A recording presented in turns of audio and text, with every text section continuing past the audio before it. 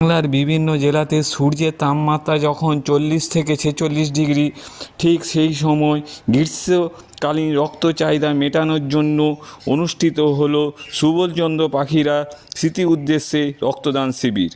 এই অনুষ্ঠানটি পরিচালনা করেন মাহাতাবপুর যুবকবৃন্দ ক্লাব। এই শিবিরে মোট 100 জনের বেশি রক্তদাতা রক্তদান করেন। অনুষ্ঠানে উপস্থিত ছিলেন মেদিনীকণ্ঠের সম্পাদক সৌমিত্র চক্রবর্তী, আইনজীবী শক্তিপদ দাস অধিকারী, বিশিষ্ট সমাজসেবী অলোক পাল সহ ক্লাবের সভাপতি ডাক্তারবাবু ও সভাপতি সহ ক্লাবের সদস্যরা। এই শিবিরে ঘিরে এলাকার কর্মীদের মধ্যে আনন্দ উদ্দীপনা লক্ষ্য করা যায়। পশ্চিম মেদিনীপুর থেকে নিজস্ব সংবাদদাতার রিপোর্ট, সুপারফাস্ট বাংলা। এটা হচ্ছে মাহাতাবপুর যুবকবৃন্দ ক্লাব। আমাদের এই গ্রীষ্মকালীন রক্তের চাহিদা মেটানোর লক্ষ্যে যে আমরা পদক্ষেপ স্টার্ট করেছি 2014 সালে, একদম গরমের দিনে। এটা আমাদের আরও আগে হতো, কিন্তু সেটা ঠান্ডাকালে। আমরা শীতকালীনটাকে উপেক্ষিত করে গ্রীষ্মকালীন রক্তের চাহিদার জন্য আমরা 2014 সাল থেকে স্টার্ট করেছি, যেটা এখন 11 বছরে পড়তে চললো। এইটা এবছর। আর আমাদের সাথে প্রতি বছর প্রায় 100 আমাদের ব্লাড ডোনেট করেন।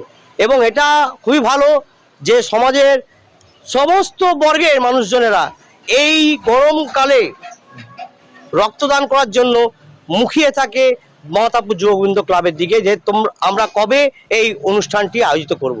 তার জন্য এখানকার সকল অধিবাসী এবং পাশাপাশি যে সমস্ত আমাদের শুভানুদ্দায়ী যারা রয়েছেন তারা এবং সমগ্র শ্রেণীর মানুষজন আমাদেরকে এগিয়ে এসে ব্লাড ডোনেট করে, তাকে আমরা পাথেয় করে আগামী দিনে আরও ভালো করবো, এটাই চিন্তা ভাবনা আছে।